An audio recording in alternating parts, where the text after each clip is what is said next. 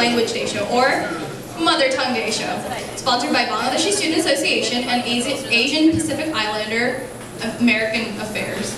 Sorry. The Bangladeshi Student Association is dedicated to promoting Bengali culture and history, as well as providing humanitarian assistance through charity projects such as SOS Bangladesh.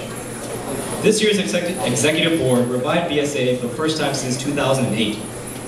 President Rubiat Zinat, Vice President Risa Ali, Treasurer Yasmin Islam, Secretary Inja Nilura, Historian Micheli Ahmed, Event Coordinator Kazi Sadman, and Fundraising Coordinator Rafa Kandakar. APIA is a branch from the Department of Multicultural Diversity Affairs.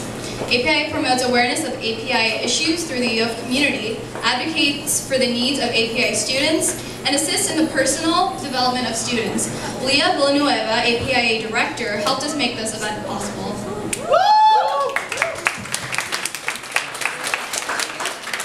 Please welcome BSA President Rubiat Zinat as she explains the significance of the International Mother Language Day Show.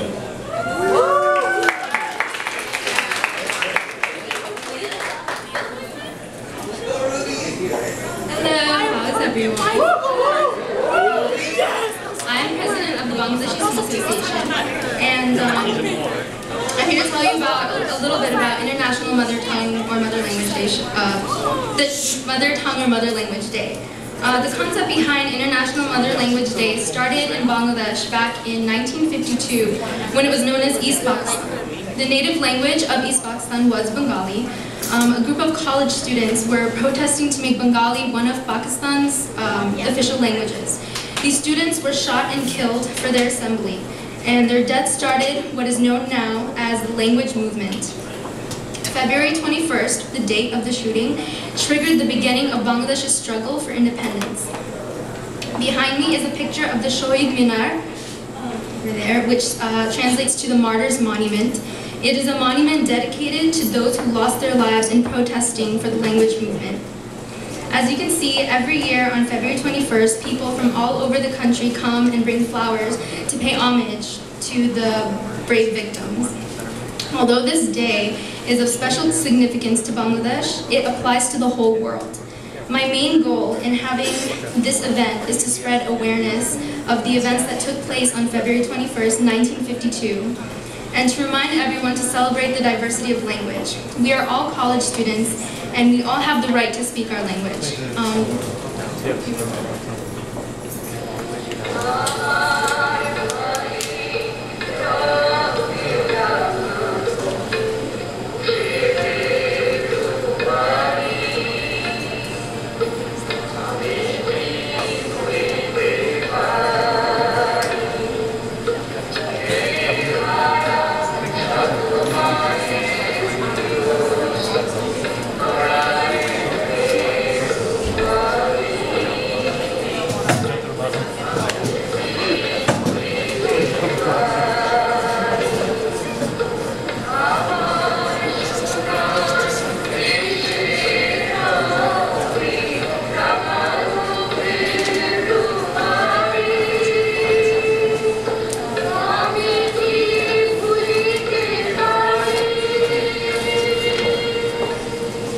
That song was written to honor the victims of that day. It translates, a summary of the translation would be, my brother is covered in blood on the 21st of February. How can I forget the day? How can I forget the day? Mothers lost their sons. How can I forget the day? Basically, I just want everyone to walk out of this event with knowledge of what happened on that day and pride and with pride to speak their own language. To further explain the importance and fragility of language, please join me in welcoming Dr. Jack Martin, who specializes in language preservation and endangered languages.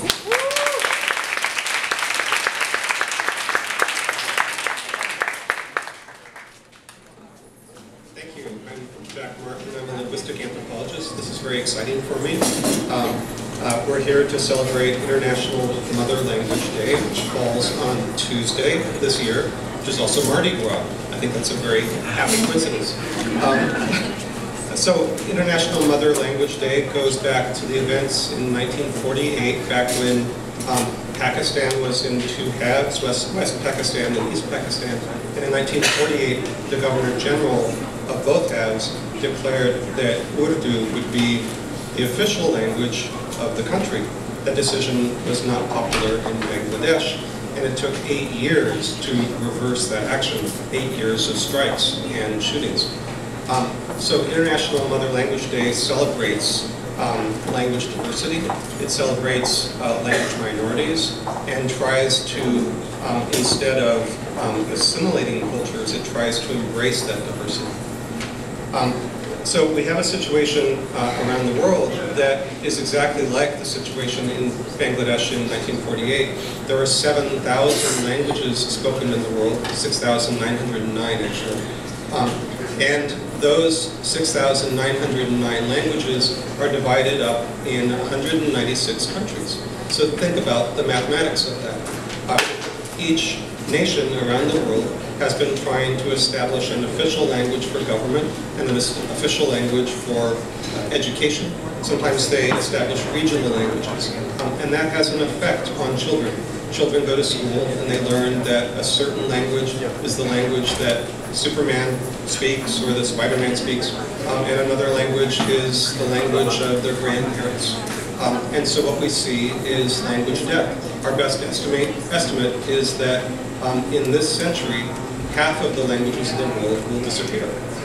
So probably in your lifetimes, about 3,500 languages will disappear. People just stop speaking them. And that language death is almost invisible because they're languages that you've never heard of. If you try to name languages, you might be able to come up with, what, 50, maybe 100. But there are thousands and thousands of languages out there that will never be documented, that have never had writing systems. And so the question is, what do we do about this? How do we shift from a model of assimilation, where we send kids to school and teach them English, English, English all day, to one that actually embraces their home languages and tries to preserve that rather than eradicating it? So I just hope that you'll think about that a little bit once a year, and maybe you'll come up with some solutions. Thank you.